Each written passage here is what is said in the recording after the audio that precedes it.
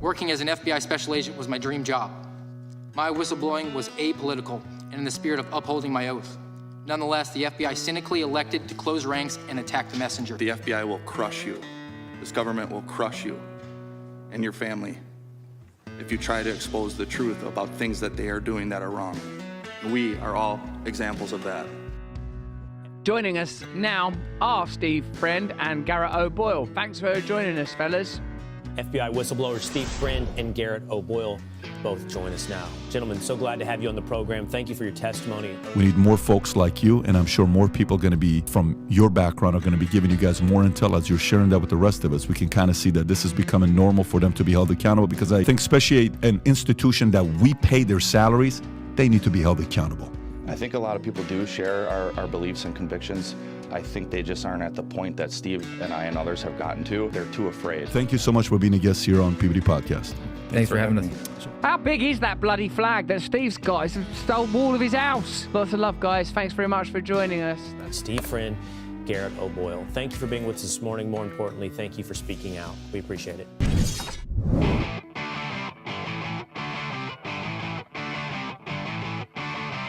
You're in the information age, but facts are in short supply.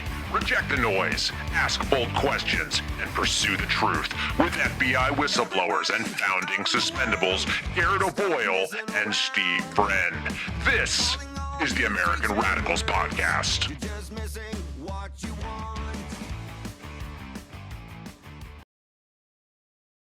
It is the American Radicals Podcast on a Wednesday, November 13th, 2024, episode number 142, The Fallout. Still sort of in the post-election news cycle, all the fallout from Kamala Harris's defeat, both through the Electoral College and the popular vote. We're going to be talking about some of the things that have been exposed about her, and then maybe some hopes from the communist left to re-elevate her. I'm going to get to that and so much more today, but also from the fallout of this times change. I'm just out of my rhythm here. I'm out of my funk. I almost didn't do the streaming configuration for Rumble this morning, which would have left us talking to ourselves. So I'm glad that I made that last minute adjustment, sort of set the delay, which is why I'm glad that you are all live and lively in the chat to make sure that we are rolling here today. 0930 is the new start time, Monday, Wednesday, and Friday. And if you haven't already, do smash the thumbs up and follow our channel. If you listen later on when we drop the episodes on iTunes and Spotify or iHeart, make sure that you subscribe and give us a 5-star rating so we can continue to trick the algorithm into helping the American Radicals Podcast grow. We set a live stream record last time, folks. There was over 500 of you in the live view. So let's see if we can't beat that today. So along for the ride today is my co-host, Garrett O'Boyle. As always, find him on social media at GOBActual. Good to see you, my friend. We had a late night, some private discussions, but we're up, and I'm sure you're grateful to have that extra hour of sleep. I sure am. Yes, late night. Even after we were done talking, I ended up on the phone one more time for nearly an hour, and then I was like, okay, I got to get some sleep. But yeah, I'm liking the new time slot so far because of that record-setting episode you mentioned. And I was wondering, maybe, Steve, by episode 542, maybe we'll all be in Florida. Maybe we'll have an in-person setup. Maybe, the sky's the limit when you're an indefinitely suspended forever without pay FBI agent. As long as we're on the subject of episode numbers, I don't know what the number will be, but we're going to hit our 1-year anniversary here, November 18th. So 5 more days, folks. Set your calendars for a American Radicals Podcast Palooza celebration, or we'll just probably mention it in passing as we get to the news of the day, as we want to do, and we're going to get to today. So let's get to it. The show is called Fallout because we're still sort of in this like election hangover. I know there's a lot of president-elect activities going on. Donald Trump and his team are naming a lot of nominees for cabinet positions or high-profile positions in the incoming administration. So that's sort of taken a lot of the air out of the room of the normal news cycle. But I was able to sort of cull through that because, frankly, I don't know personally any of the people. I just know their public image and persona. I'm not going to pass any sort of judgment on them. Hopefully that they're doing some good vetting over the Trump team. Leave the judgment to me, Steve. Look, look, I don't want to judge, but you're going to wind up in the fiery hell pit for all of eternity, burning and burning and never being consumed. But speaking of people who are probably going to wind up in hell, never being consumed, let's talk about Kamala Harris. So this came from the Washington Free Beacon, and you want to talk about corruption. She was doing the Yas Queen, a campaign full of joy, and then that didn't work. So she was like, I'm going to be Liz Warren, and I'm going to have a policy for that. And then that didn't work. And then she decided to try to bribe a bunch of people by saying she would give them loans for their businesses and their homes, and then legalize weed because apparently she's racist and thinks that black people only vote based on weed. And then that didn't work. So she did the media blitz, but she made sure to seed the media where she went. So from the Washington Free Beacon, Kamala Harris campaign gave $500,000 to Al Sharpton's nonprofit weeks before his glowing interview with the anti-Semitic MSNBC host. A little bit of editorializing there, but I'm here for it from the Washington Free Beacon. So the details are Harris's campaign gave two different payments, $250,000 each, to the National Action Network on September 5th and October 1st, according to her campaign finance records. On October 3rd, so 2 days after the second payment cleared and the check cleared on that one, Sharpton aired a video of Harris wishing him happy birthday. And then he conducted a glowing interview with Harris a couple weeks later, October 20th, in which he touted her, quote, extraordinarily historic campaign and referred to Donald Trump as a hostile and erratic person. And at no point did he disclose those payments, which is kind of a obligation in the journalist community. So I guess just more evidence in the fallout here of the symbiotic relationship between the communists actually running for political office and the communists who are airing it on TV. Yeah, apparently just pay off people and then you get a better look, but then it doesn't work out for you in the long run because enough Americans have woken up and see the charade that exists between government and journalism and nonprofits and other entities.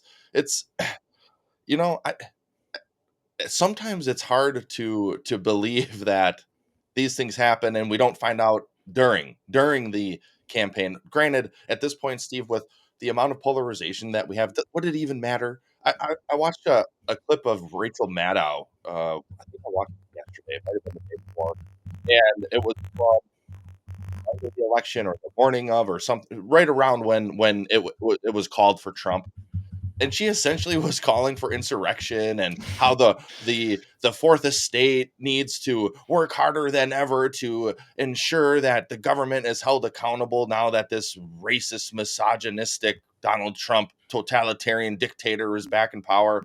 And it's like, you're already failing. You're already failing at your journalistic uh, uh, you know oath, I guess.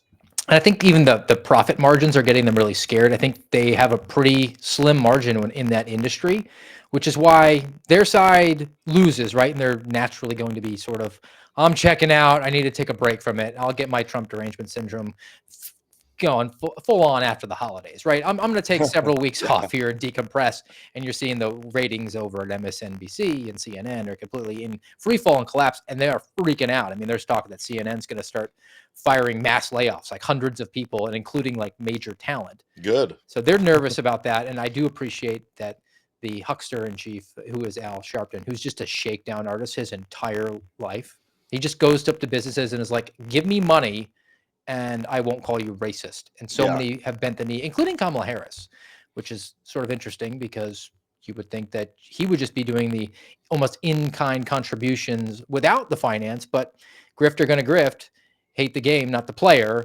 And as long as we're on the subject of people who are doing some pay for play, almost a quid pro quo, if you will, I think we need to take it to one of the richest people in America who has not looked at the right side of a menu in a long time, has not actually considered the price tag when she shops in decades. In fact, she's the type that they shut down the entire store, the entire block, so that she can shop and just pull anything that she wants. What's that going to be like? Let's go to the Blaze, and it talks about how Kamala Harris's campaign spent over $1 billion Woohoo, that's in a lot of money. 107 days, which would be roughly $10 million a day. How do you even spend that much in a day? That's insane. I'll tell you how. I mean, first of all, you give $1 million to Oprah, I was alluding to, right? Does Oprah is a billionaire. $1 million to her, there's no way it's worth her time or her integrity, right? If she was not a true believer in this, is this just almost like an Al Sharpton, like, hey, I believe in you, but if you're willing to just give me $1 million, I'm not going to say no to that. Yeah, why would you? It's like, hey, sure, maybe $1 tomorrow. billion is 1,000 million, right? Like It's it's a pittance to her. But according to the Blaze here, failed Harris campaign went deeper into debt. They actually went into debt. 18 million they overspent over the billion. I think that's like an 80s comedy movie where he's got to spend the money in order to get the money. Sort of the Yeah. And doesn't he wind up like buying a stamp and mailing it? Like that's how it happens. But they wound up paying Katy Perry, Bon Jovi, Christina Aguilera, Ricky Martin. Apparently, they went to the 90s. Yeah, what's that about? They made appearances at Kamala Harris's final swing state concerts, she called them, but they weren't performing at them. They were just getting up and giving stump speeches. Mhm. I'm not down for a Beyonce stump Dude, speech. I think my favorite one was Cardi B here in my backyard in Milwaukee. She didn't have anything to say. Probably doesn't actually even vote. She was there to get paid, and something happened to the teleprompter, and so she's just standing up there till somebody handed her a phone. Did you see that? I saw the clip. I did not realize that her reading off the phone was a secondary option. I thought she went in primary because she doesn't strike me as a very highfalutin intellect. Maybe that is it. But it's like, well, why didn't you go up there with the phone then? But then she went on a tirade, either that night or the next day, and one of these selfie recorded videos, and she's like back to her Cardi B-ness and cussing out her followers or other people who were upset that she just went up there and read off the phone. And it's like Depriving her of that opportunity to express herself, give her real political insights. This is a woman who admitted to drugging men in sexual encounters so she could rob them. Right. Vote for that. But the final part of this, and this comes from the Blaze here, that I do think it's worth just briefly discussing, is that the last element, sort of a throwaway, they buried the lead. So Kamala Harris's campaign spent just under $4 million towards Village Marketing Agency, which is recruits social media influencers to boost her campaign. I think that's just an emblematic of, look, we went with the 90s celebrities, and that's not doing it for us. We got to go with the next millennium, the way that we're going to boost things. And it's going to be all of these influencers, the people who I've never heard of and don't know anything about, but they still, if you go on to a YouTube or any one of these other social media sites, they'll have hundreds of thousands, if not millions of followers that take in their content. And then they have that ability, which is why you had Kamala Harris's campaign spend $100,000 to reconstruct the Call Her Daddy studio in Washington, D.C. She wouldn't go to the studio. They built one, and that still got less than 1 million views. And that's one of the most popular podcasts out there. And then contrast that with Joe Rogan, who essentially gave 2 interviews between Trump and Vance. It's got to be approaching 100 million between the two of them, between all the iTunes, the audio, and then the visual on YouTube. It's got to be over 100 million at this point combined. That's crazy. I didn't know. I thought that Call Her Daddy episode would have gotten more than that, but also at the same time, I'm not surprised. Who wants to actually hear Kamala Harris? Nobody wants to hear her. So especially when she's getting real and they say, can you think of a law that affects men the way that baby murder laws affect women? And that's like, yeah, it's called the draft. Or basically every law ever passed controls your body, just intellectually. So, it's a law saying you can't do that, which means your body can't engage in whatever that activity is. If it's not paying your taxes, if it's not walking through a crosswalk against a signal, or you're compelled to then go and fight and die in a foreign land for the defense industrial complex. Whatever it is, that's a law that it impacts your body. But Kamala Harris hadn't thought through those things. No, well, Steve, she can barely rub 2 brain cells together, so she should have hired you to be on her staff. Too much friction. I really enjoy putting on my Kamala Harris hat because I think I do a better Kamala. I don't do the pumpkin measuring, which I've come to realize that Kamala Harris, her fake invisible pumpkin, her grasp of the issues is inversely related to the diameter of that pumpkin. As she doesn't understand it, the pumpkin grows and grows and grows until it's basically a carriage for Cinderella to ride to the ball. Yeah, she's winning the pumpkin weighing and measuring contest on the fairgrounds, you know. But she actually would make, according to the communists, a really good president still after this defeat, after this sound rejection through the popular vote, the Electoral College, and maybe even one of the 9 Supreme Court justices. So let's give this a play. This was a thought that was proffered out there that was on CNN, which ratings check anybody, but we'll give it a play and then comment. Is looking for? That is my question. I'll start with you. Joe Biden's been a phenomenal president. He's lived up to so many of the promises he's made. There's one promise left that he could fulfill, being a transitional figure. He could resign the presidency in the next 30 days, make Kamala Harris the president of the United States. Whoa. It would absolve her from being able to from having to oversee the January 6th transition, right, of her own defeat.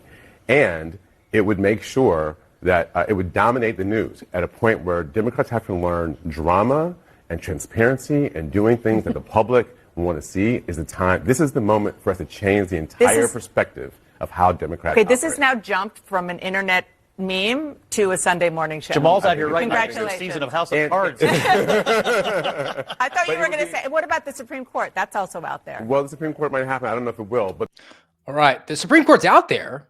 I don't know if it will. My prop bet before Joe Biden got ousted via the coup, where person who didn't get a single vote in the primary essentially became the nominee, was that if he in fact lost the election to Donald Trump, he would probably do that. He would probably step away, avoid the embarrassment of having to hand his sword back over to Donald Trump, and then be the transitional president that gave Kamala Harris 2 months in office. I do think that it's very funny because the patriarchy is completely undefeated, that Joe Biden, the octogenarian old white man, will say, yes, I know, Toots, you can't do it yourself. Let me crack that ceiling for you. You can't handle, and then also, you can't handle the transition, so I'll just make you president for the last 2 months by stepping. Like, I could see them doing it. Why not? And then who knows? Maybe that would, for them, somehow would set the tone for 4 years from now and try to rerun her. I don't know. Who knows? That would be crazy though. She's just an awful candidate. We've talked about it plenty of times here, but going back to 2020 when she tried to run and she had like less than 1% of the Democratic support back then, and then suddenly she becomes this darling of the left. Give me a break. I mean, it's a lot of astroturf that went in there. I mean, I don't think Ricky Martin gets you over the finish line. Oprah couldn't. But then the last little tidbit of that piece from CNN, Jamal Simmons was speaking there, was this proposal that maybe we could get Kamala Harris as a justice on the Supreme Court in the waning days of the Biden presidency and the waning days of a Democrat-controlled Senate. Which why would we ever want that? Why, she's well, you got to put yourself in the position of the communists, and that is they are theoretically in a 6-3 minority on the court. They don't want to lose another one, right? Even though Brett Kavanaugh and Amy Barrett are kind of like jokes, and John Roberts as well. Mm-hmm. But this was reported about Sonia Sotomayor. Sotomayor, who has the IQ of a kumquat, but she is 70 years old. So she's the third oldest. You have Clarence Thomas, Samuel Alito, reliably conservative. They're viewed as the two that if Donald Trump gets to nominate someone to the court, I mean, Clarence Thomas has even said, I don't want to die on the court. I want to retire from that and go back in my RV with my wife. So good on him. He's a great justice. It'd be terrible to lose that, but nobody lives forever. Time is undefeated, right? Father Time. Indeed. But number 3 on the age list is Sonia Sotomayor. So in the waning days now of the presidency, that's a concern. So Justice Sotomayor, 70 years old, third oldest on the 9-member bench, has long been public about living her life with type 1 diabetes. Apparently, there's video footage of her kind of struggling with a walker even to get into the court. Uh-oh, that's not good. So now you have an impending Trump return and the possibility that he could wind up that would be bringing 3 justices in both his terms. He would own 2/3 of the court as his nominees. A couple of misses in there, but still 6 out of 9 for him would make him the most since FDR, who got elected 4 times. And FDR is only second to George Washington because he got to name them all. He was the OG president, right? Yeah. Talk about establishing your tent poles of your movement. And that's Right. a huge deal. And maybe they're going to try to force her out right now at this point because they're just panicking. We got to get somebody who's young in there. Kamala Harris is 60. She's 10 years younger. Maybe we could get her on the court so that she could just dazzle us with her legal mind, where she got into a safety school via a program that allowed underprivileged people who were really not qualified for law school to get in because she said, I'm a minority, even though she came from a PhD family, and then finished school, not graduating with honors, and then failed the bar. And then told us that she prosecuted transnational organized crime. We don't know which criminal cartels she went after. We don't know her success in that. We do know, though, that she put parents in jail for truancy. She was quick to brag about that piece of her legal background. So, do you think this is actually possible, or is it just them scrambling? Because with it being the middle of November, could they even scramble enough to get her in? I think that would have to bring a ton of pressure on Sotomayor to retire. It's not like she died. If she died, they would definitely be scrambling, very much like they did with Ruth Ginsburg, right? The Republicans at the very end of that administration. I think this is just CNN looking for palace intrigue. I mean, even Scott Jennings made the comment there, like, wow, Jamal's writing the next season of House of Cards, right? They're dying on ratings.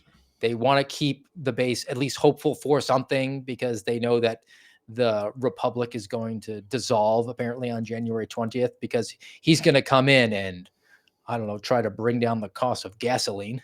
Right. And eggs and meat and probably even taxes via government spending, because hopefully he's going to slash a lot of that. But yeah, those are bad things, Stephen. He's a racist, didn't you know?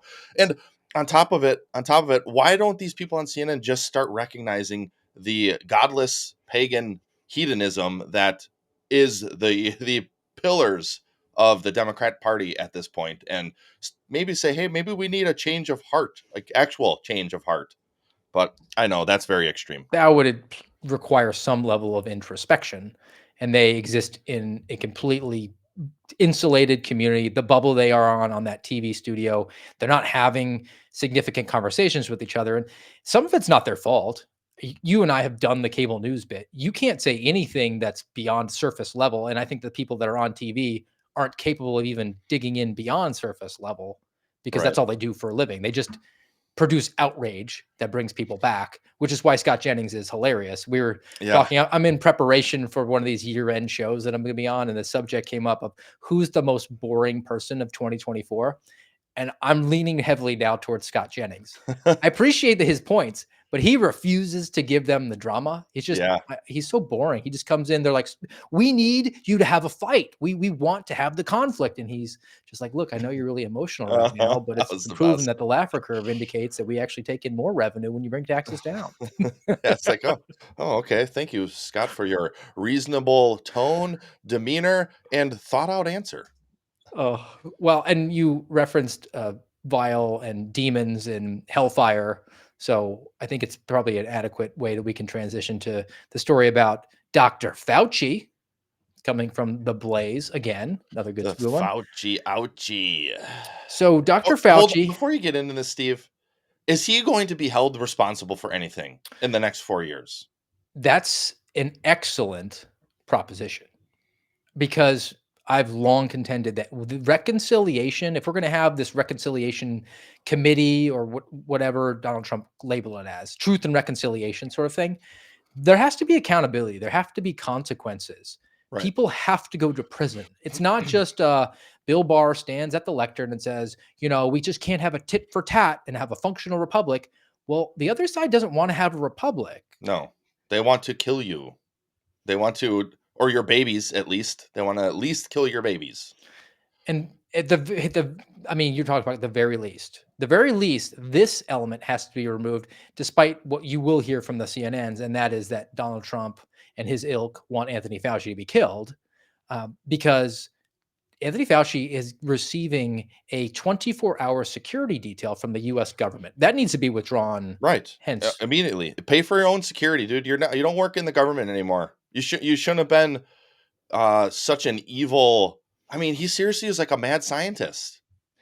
it drives me crazy that people only got really big mad at Anthony Fauci when the pictures came out of the dogs Right. who were in the flesh-eating fly cages, which hmm is pretty awful. But he messed with the foster system in New York City to do HIV medication on those kids. Yep. Yep. And which part of me, when I don't know how early it was in COVID, but I learned about all like his HIV issues back in the 80s when he was doing that type of thing. And then I saw old footage of homosexuals who were protesting Anthony Fauci back then. And I was like, man, I wish I would have known who this guy was. He's been in government for so long, just wrecking people. And now he gets a government funded To the tone of security detail. $15 million. That's U.S. Marshals. crazy. I don't know why the U.S. Marshals were the agency that they went to, That doesn't make sense. but $15 million over the last year and a half. So again, $10 million a year, about $1 million a month of security that Anthony Fauci is afforded when he has BOCO money from all the patents that he stole on his way out the door or throughout his entire 40 plus year tenure over at the NIAID. Isn't that what it is? It's the National Institute of Allergy and Infectious Disease. And on top of that, he's not just hanging out at his house. He's a professor at Georgetown now, right?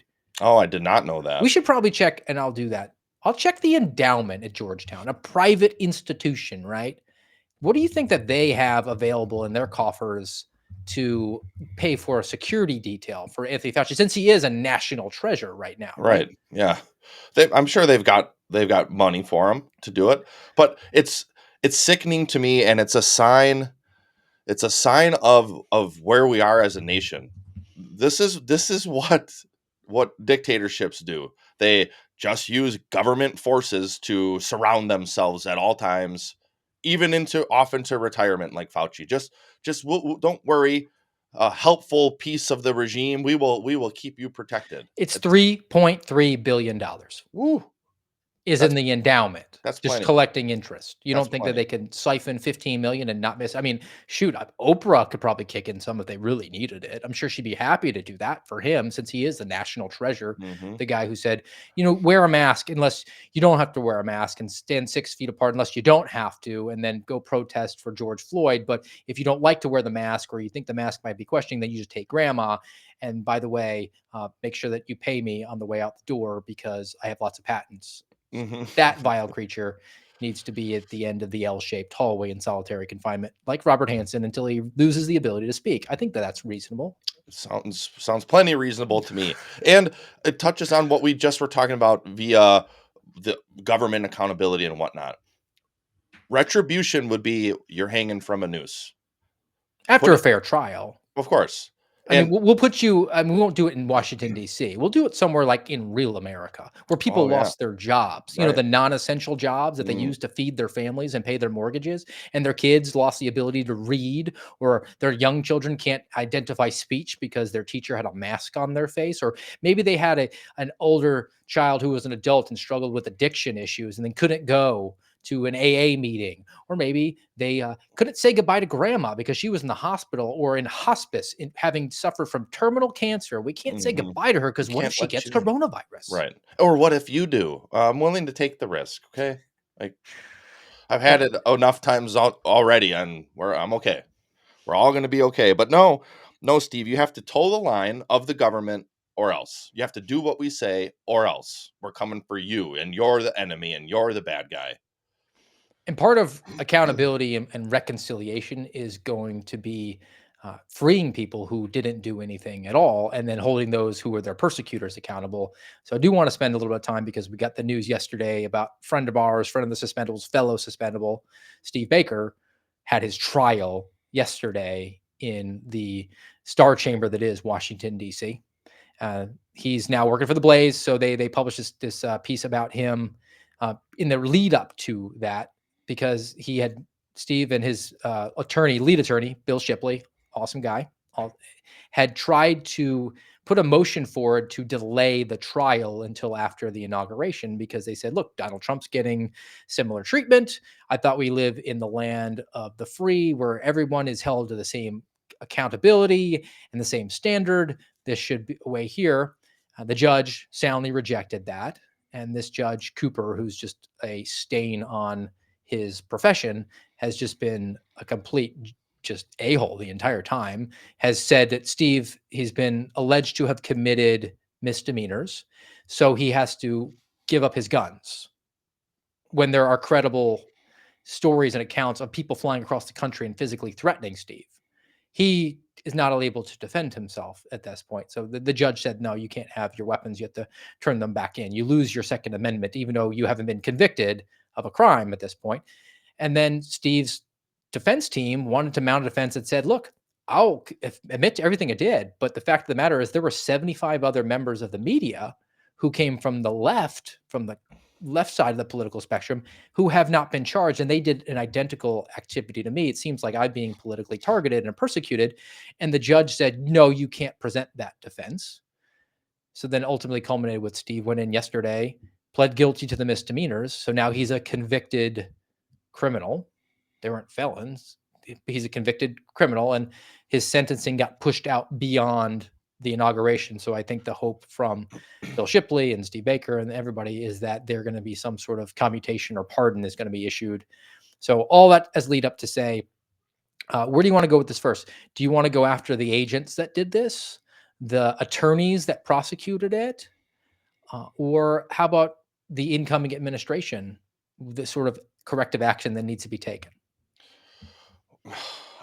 All of those need to be addressed, and the judge as well. In an alleged land of the free, none of this would happen. You wouldn't have a Craig Noyes, FBI agent in North Carolina. Yeah, Craig, we know your name because Steve is our friend, and people like that need to be absolutely. Well, one, they should be ashamed. Two, should never be anywhere near law enforcement or any position that has anything to do with our constitutional rights or our constitutional system. And that goes for the judge, the prosecutor, and everybody involved in this case. But it's a scary time as a nation if we're in a position where you're banking on the next president and administration giving you a pardon for something that you went through the last 3 years roughly of hell for, with all of the legal proceedings, even yesterday the judge dressing him down about his First Amendment protected activity, which is his job as a journalist at the Blaze, and even the judge recognizing that they probably aren't going to make it till March when they are set to sentence Steve, because even the judge thinks that his sentence is going to get commuted. And when a judge isn't in that position, what are you doing? You're not being a judge, plain and simple. And it's insane that we're at a position in this nation where a judge anywhere, I don't care if it's DC, and we know how far left DC is, and what was it, something like 93% voted blue there, and that matches up to what's happening to these J6ers. It's even higher. I think it's over 99% who are getting convicted in DC. But back to the point about the judge is, no judge in any position in this country should be that far biased in their determinations as a judge. That's wholly unacceptable. The bemoaning by the judge of, this conviction is going to be overturned, and I regret that is going to happen very clearly from this judge's perspective. Mm-hmm. And let's stay away from the ex-girlfriend because for a minute and talk about the prosecutors, because it is a partnership between the police and the prosecutors, right? So the FBI being the police component, law and order, right? And they partner with the U.S. attorney's offices. And I was talking to one of my moles recently and just went back over it and just refreshed it in my head, because there were these temporary duty assignments, the TDYs, for FBI agents to go to Washington, D.C. and be on the J6 task force that was actually running the cases. That's outside of the policy, but that's what they were doing. They were churning out these cases and to the field and saying, do this, do that, but put your name on it like you did it for us, right? And this insider gave me the information that, look, they're doing temporary duty assignments to federal prosecutors too. They're devoting resources from DOJ, but they're doing it virtually. So one of the prosecutors that he was assigned to work with actually was in Chicago, was virtually on a TDY to Washington, D.C. Raised his hand to do that, of course, because he wanted to just serve the country in the most important case in the history of the DOJ. Didn't have to leave his desk, had complete autonomy because he was, quote unquote, on temporary assignment. So not having to respond to any sort of needs in that office that he came from, which was Chicago, like nothing big going on there. And instead spent all of his time assigning out tasks to these other agents where he's going to get 100% convictions. So all the bona fides that he wants for that. He has no boss breathing down his neck. He doesn't have to leave the comfort of his own home because of coronavirus, right? And he's doing this and assigning agents to do things like, hey, I need you to sign this warrant that you didn't write and don't agree with, but I just need an affiant for it. And that's what went on there. They all saw opportunity here beyond just the political, we want to punish people because they wore a MAGA hat. Yeah. That when you combine the quota and the incentives structure behind that to advance in your career, to actually personally enrich yourself, and then the fact that most of the federal prosecutors, at least in my experience, left of center. So they were gleefully doing this. So they were getting everything. They were getting the financial, the career advancement, plus the political outcomes that they wanted to punish these people. All of it. All of those prosecutors disbarred. Mm-hmm. I mean, and that's private. I mean, how about let's take it to a criminal realm. Conspiracy against rights. Seems like it's been a term du jour, right? Right. What's good for the goose is good for the gander. Yeah, and it's when you think of the elements of the statute of conspiracy against rights, it's 2 or more people. Just look at Steve's case alone, and there are many others that would fit the bill here, but just look at Steve's. It's a conspiracy of rights against his First Amendment right. I would say even against his Fourth Amendment right at this point, and against his Second Amendment right even. Because who all engaged in the conspiracy? The FBI agent, the prosecuting attorney, their staff, the judge, his staff. That's conspiracy against rights. But people don't understand, if you've not tracked on these trials, is the level of manipulation. It's red meat to the jury. They can't wait to do it. But what they've been allowed to do, things like, hey, the defendant here, he was waving this MAGA flag that we have on video, right? We don't actually have the flag. We were unable to recover it in evidence. So we went and ordered one that looks just like it and has the same size descriptors to it, the same width and height. And then the federal prosecutor would get up and wave a Make America Great Again flag in front of the jury, just like a matador on a bull. Mm-hmm. And that's why they're getting the convictions so quickly, to the point where one of the people that I knew that went into a trial, the jury, there were members of the jury who were flicking the bird to the defendant during the trial. Oh, but don't worry, Steve. It's an impartial jury of your peers. Sure. Nothing but due process. Yeah. And you touched on it, and it's similar to what we've touched on many times, the FBI's IPM program, the stat padding mechanism, which is used in the FBI. Very similar in the U.S. Attorney's Office. They I'm sure they're tracking stats. They're definitely tracking rates, conviction rates and whatnot. And the whole goal for them is to be as close to 100% as they can, because that's how their system works. The higher, and not for nothing, they should be getting that, because the threshold for them to take cases is so high that it basically needs to be a slam dunk. Right. I've said forever, the Bill Shipley thing is, if the facts don't support a conviction, it's not on the attorney. Mm-hmm. When you get to decide which cases you want based on the facts ahead of time, and you choose poorly or you do a bad job at trial, it is on you. Yes. But it made me think of one of the rare things I agree with Jim Comey on. Have you ever heard his about his chicken shit comment?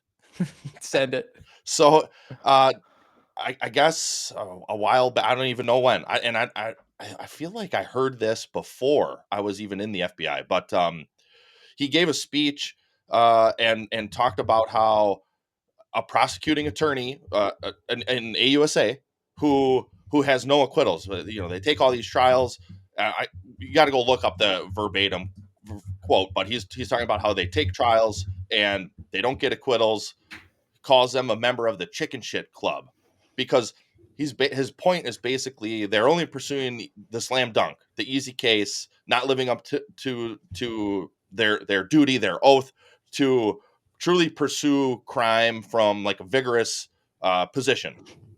And the first time I heard that, I was like, oh, that makes a lot of sense to me because I'm pretty sure now that I'm thinking about it, it was back when I was a cop when I first heard this, I think, because it was similar at the city level as well, where DAs, and I would say an assistant district attorney probably has a much harder job than an assistant United States attorney because they're taking the case. You arrest somebody, an ADA is taking that to some degree, whether it's a slam dunk or not, and maybe they're going to throw it out or whatever. But it made me think of the position, well, the broader goal of law enforcement in our nation, and I use that term broadly. I use it to include cops, FBI agents, all the way up to the judges and the lawyers in between. And it is chicken shit. And in this case, it's chicken shit if you're taking these cases because it's red meat, because your ideology won't let you see past the misdemeanor, or that he's a journalist, but he's a journalist on the for the right, and so I'm going to go after him, but I'm not going to go after the 75 that are from my side. That is not how it's supposed to work in this country, and it's beyond maddening that is what's happening, especially with these J6 cases. And again, and I hate that we have to caveat it all the time. There are people who should be prosecuted for the things they did that day.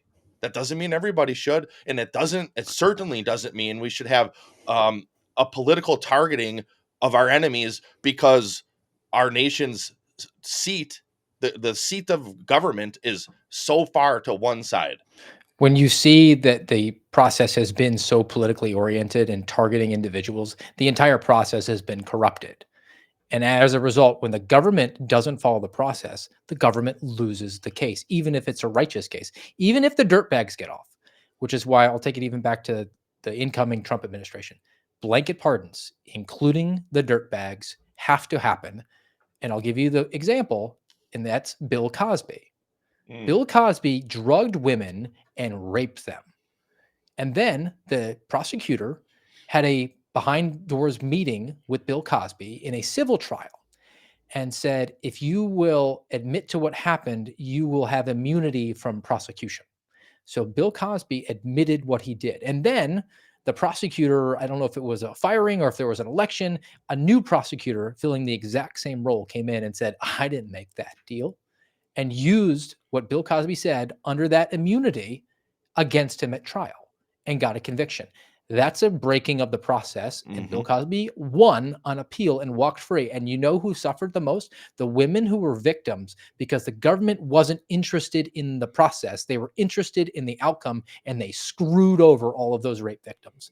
That's on the government. And when the government screws up, the dirtbags get to walk. Blanket pardons for everyone associated with this is the very least amount that we have to have a semblance of a fair system, a fair justice, and a free society, a free constitutional republic at this point. And that's the very least. We need to have accountability for the people that were jumping out of their seats to put their fellow citizens in a cage because they happened to vote for the Republican for office. That's what we have to go to. And we'll go to the incoming administration coming in. I've been sort of in this fallout that we're in the post-election hangover. I was expecting a lot more civil unrest to be at least on display. I mean, maybe I'm a little bit insulated because I live in Florida and we don't clown around with that. Like, we have sheriffs that'll just say to the citizens, like, you're all deputized, shoot them, right? And we haven't seen it, but there are major cities that have seen it. And this is sort of a two-part story that I think is worth just bringing out. So this comes from The Guardian because it's not being reported in the domestic media, but the you Guardian's s- reporting it. Did you see this morning? I saw this morning on Twitter already. The Guardian posted why we won't be posting on X anymore. I Oh. didn't click the link. How could I? And I there are a number. I go to the Guardian pretty regularly. I didn't realize they were that far in the bag for the left. Well, they were uber excited to report that there are thousands of people in major cities, including New York, Washington, D.C., Portland, Pittsburgh, Seattle, demonstrating against former and now President-elect Donald Trump amid his threats against reproductive rights and pledges to carry out mass deportations. Avow them all. But you notice those cities, they're high urban areas. There is a lot of wealth, a lot of gross domestic product that comes out of these major cities. And that's why I thought it was really interesting that I saw this from the Washington Post, because democracy dies in darkness. The voter shift I that love how you should read their tagline every time we do a Washington Post story, and I hope that you continue to do that every time there's a Washington please, Post Jeff story. Bezos, don't change that. Yeah. the voter shift that should alarm Democrats most. And it's an opinion piece, but I think it brings up a valid point. Take a look at America's 50 biggest local economies measured by the GDP. In 2020, this is the 81 million votes that went to Joe Biden because it was the most safe and secure election in the history of the country. Trump only won one of those 50 biggest local economies. 4 years later, he won 9 of them and made significant gains in nearly all of them. He flipped Miami and Phoenix, Orange County, Long Island, Nassau County. It was the best showing in urban areas for Republicans since 2004, so 2 decades. His gains reversed an urban shift towards Democrats that had seemed locked in since Obama was in office. And while Trump is known for his appeal to left behind parts of America, in this election, voters in the wealthiest places made the biggest shift towards Republicans. Now, where are these riots going to happen? So my proffer, or the idea that I'm putting forward, is if they do in fact riot, they might be actually driving more people into the open arms of a Republican big tarp. I can't call it a tent. Not really sure what they believe in a lot of stuff, but they might actually work against themselves in that regard. I hope they do, because I truly do think that many people in this country, or hopefully most, are still in a position where they aren't so far gone that they think rioting is okay, that they think shouting down someone that you disagree with is okay, that they think uh squirting ketchup on them, or Remember the glitter bombs? yeah, all of that. So destruction of property, physically intervening with someone to some degree. Like, what was that video? I think we played it, where it was Chloe Cole? Cole. I always think Chloe, and I know I've said that before, but Duran. yeah, Chloe Cole. She was at some campus, and somebody came and started destroying their setup.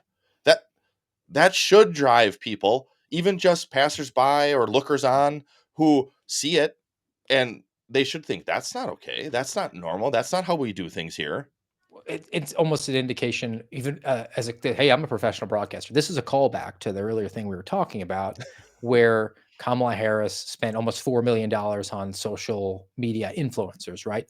Because we exist in a digital era right now, and people are behind a keyboard and screen most of their time. There's no accountability or ramifications for being a jerk for the most part, unless, of course, the FBI identifies you as a retard and then sends in a snitch to get you entrapped in a domestic terrorism plot. But throwing that aside, people say the most vile and abhorrent things, and they're never held to account. If you said that to their face back in the 90s, back when Ricky Martin was a thing, Yeah, you get punched again, a in the callback, throat. there would be physical consequences for that. And for the most part, you'd have a decent school principal that said, you had that coming. Right. And that only happens when there are no physical ramifications for that. And it's also, I think, derivative of the fact that we've had this gender war that's been on display now for over a decade, where we have to have girl bosses who still are girls, so they can't have physical consequences of being a jerk to the face. Like, if a girl comes to you, Garrett, and starts screaming the most horrible things about your family, you're not going to be able to take any sort of action on that. You just have to take it. Whereas if a guy does that, I think most of us kind of think, we need to have a restoration of order of things, and nobody would shed a tear for that. Mm-hmm.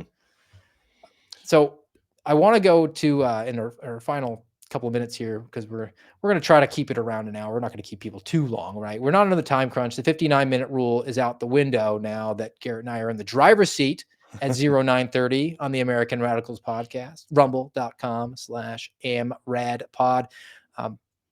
59-minute rule, by the way. Send it, Garrett. Tell people what I was talking about and I never revealed for about a year. What is the 59-minute rule? Oh, the 59-minute. Wow, this has never been revealed. I didn't know that. So in government, at least in the FBI, there was something we called the 59-minute rule. I don't know where it came from. I don't know its origins. I want to say it originated, or at least stems from, some of the bigger cities, especially Washington, D.C. Headquarters, because a lot of those people are there temporarily, so they got to catch, or they live so far away they got to get on a train, or who knows. I'm gonna miss my train because it comes at whatever time. Or especially on Fridays, though, the 59-minute rule would be, if it's 1 minute. So say you're supposed to get off at 5. Well, at 4:01 p.m., the 59-minute rule is in effect, and because you worked 1 minute into that hour, then off you go. And it, I don't, it was certainly abused, I think, by some people. For us, it seemed like it was a once in a while, occasional. It was Hey, normally guys. like going into a holiday weekend, the boss Yeah. would give you that early dismissal type of thing. Mhm. But I always got a kick out of the 59-minute rule that you work 1 minute into that hour and you get full credit. Tell Right. that to the roofer who's Right. out in July in Florida. Oh, I worked till 4:01. I get full Yeah, pay, right? roof's not done. All right. Some good news, and we kind of steer clear of a lot of the cabinet selections or nominations that Donald Trump's team is making. I think a lot of people talked about Tom Homan. I That's a haven't got good. That's a your good pick. thoughts on that. I'm a big fan of Tom Holman, but maybe it's just because he brings a little fire and brimstone. We'll see. We'll see if the job will get done. And look, I know it's not all on him. It just, as it never is. It's not ever all just on these figureheads. They do play an important role because they should be the ones who are setting the tone for what their agency is going to do. And so far, it sounds like he's prepared and is already laying the groundwork to set that tone. Because as anybody who's been paying attention to the news for the last 4 years knows, the illegal immigration problem is so out, it's so beyond anything that a law-abiding nation would allow. So he's got a lot of work on his hands, but I think I'm hopeful that they can accomplish some of what is needed, because you've not been able to stem the flow of the illegal aliens at all for 4 years. And he has a track record. Looking at that story there, that he had deported, or ICE that he took headship of, deported 41,000 people in 3 months. They're gonna have to do better than that. I mean, that was a Right. 38% increase. That's Mhm. how just anemic that movement is. But he seems to at least have an appetite for it. My only hesitation is I don't know how long he was in that position. I don't think it was an extensive period of time. Can he keep that pace up? Can he ramp it up? Or is he just kind of like the soundbite guy? And I have a couple of sound bites, but in retrospect, I don't think I'm going to play them, just because we've had too many of those types. And I'm not saying that that's him, Yeah. but how many of the Senator Kennedys that get up there with their colloquialisms and everybody's like, oh, he's based He's and the great. boss. And then he votes 65% of the time in the liberal Yeah. direction, right? or like little Marco, he doesn't vote at all. That's my senator right there. Not for long.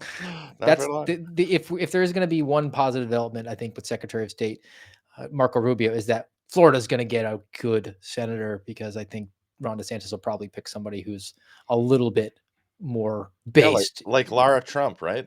I think he's actually leaning towards his chief of staff, Okay, good. but I haven't I- dug too deep into it. I've got one. I don't want the nepotism. I don't want Lara Trump, just because I don't want to go down that road.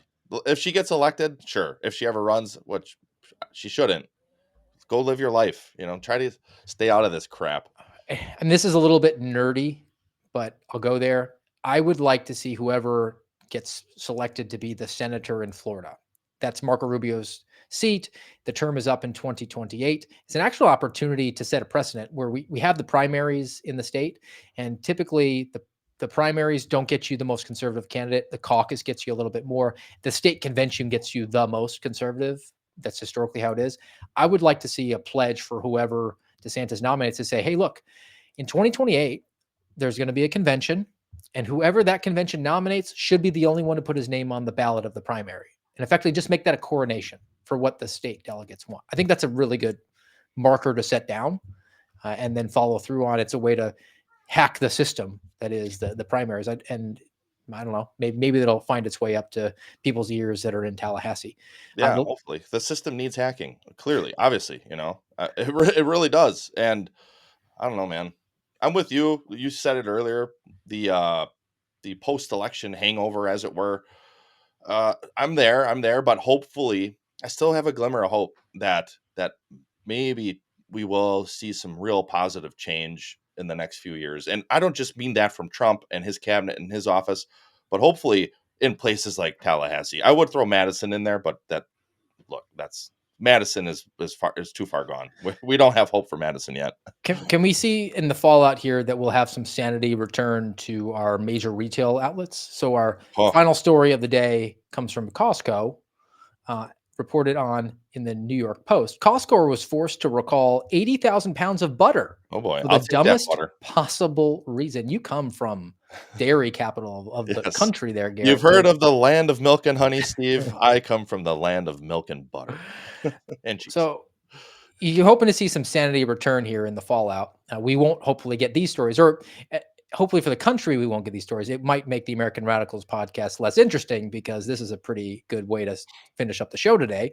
Costco was forced to recall nearly 80,000 pounds of butter because the label failed to mention that the kitchen staple contains milk. Oh, Steve, why are we so dumb? Why? And you know who I blame for this? The government. Because I'm sure that's why Costco had to recall it, because the government said, the label doesn't say milk. It's freaking butter. What where do you think is in it? It's butter. It's not what's the crap that's made out of margarine? Yeah. Oh gosh, like it's 98% soybean oil or whatever. That's not butter. Okay? So I can't believe it's not butter. Build back better. Butter, butter's what? Milk, cream, and salt. If you get the salted butter, that's it. So what do you mean it's not on the label? It's butter. Look, if this was really the alleged land of the free, if this was really America, the butter would go in the harbor. That's right. We need more butter in the harbor. The Lake Michigan harbor. All right, I have a palate cleanse that GOB sent me, so we're going to bring that up in a minute. But as always, as our tradition, Garrett, get your final thoughts for today on a Wednesday version of the American Radicals podcast. I do, and we had some lighthearted moments. I think even just right now about the butter, but you know what? Not too lighthearted, because I am actually pissed about that. 80,000 pounds of butter. That's a lot of butter. They couldn't just print a label that put milk on it, glue it on the side, right? Or just, I don't know, put a notice on the refrigerator door where you buy it. Hey, this actually does have milk in it. I don't know. But we also had some dark moments talking about our friend Steve Baker and Jay Sixers and some of the other stories. So I think this is fitting and appropriate. We're going to the mighty book of Job, chapter 34, starting in verse 21. It says, "For his eyes are on the ways of a man, and he sees all his steps. There is no gloom or deep darkness where evildoers may hide themselves. For God has no need to consider a man further, that he should go before God in judgment. He shatters the mighty without investigation and sets others in their place. Thus, knowing their works, he overturns them in the night, and they are crushed. He strikes them for their wickedness in a place for all to see, because they turned aside from following him and had no regard for any of his ways. So that they caused the cry of the poor to come to him, and he heard the cry of the afflicted. When he is quiet, who can condemn? When he hides his face, who can behold him? Whether it be a nation or a man, that a godless man should not reign, that he should not ensnare the people." Well, I think the people in our palate cleanse could probably have used that before they did what they did. it's all fun and games until someone gets hurt, and then it's hilarious. So let's just, in the fallout, in the last vestiges, when we're on fumes of this vehicle where we're celebrating on the party wagon, it's on E, but it's still got some fumes left. Let's just drink in a lot of the communist tears here from the real Alex Jones show. When you said I was like, what did I send him? Now I remember. I have a sad story to tell you. It may hurt your feelings a bit. Last night when I walked into my bathroom, I stepped in a big pile of shaving cream. Be nice and clean. Shave every day and you'll always look keen. I think I'll break off with my girlfriend. Her antics are queer, I'll admit. Each time I say, darling, I love you, she tells me that I'm full of shaving cream. Be nice and clean. Shave every day and you'll always look keen. I think that's about enough. I know. Can you believe that goes on for 3 more minutes or 2.5 more minutes? I think the last half of it is just him selling minerals or whatever he does there. Gold. But, yes, for those listening, those are all young ladies shaving their heads as a protest in the fallout of the 2024 election. Should I shave my head, Steve? I don't know. I kind of like the hair, the long hair. I don't know. I would get worried that you'd be prepared for jihad. Oh, yes.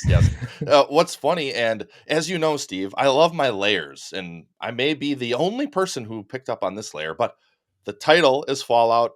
We have, what's his name? Bunker Boy or whatever? I forget now what his name is, but if you're familiar with the Fallout game series, that's where that guy in the middle of the thumbnail comes from. But also in the game, and there's a show that Amazon Prime picked up or created, I think a year ago, that is based on the game. But they play a lot of that old timey music, and so I don't know. I just appreciate the extra layer there. Now who's doing the callbacks? That is a professional broadcaster move. And this professional broadcast will be back with you on Friday, 0930, as always, on Rumble. Rumble.com/AmRadPod is where you go. Guys, until then, thanks for joining us. Have a great day.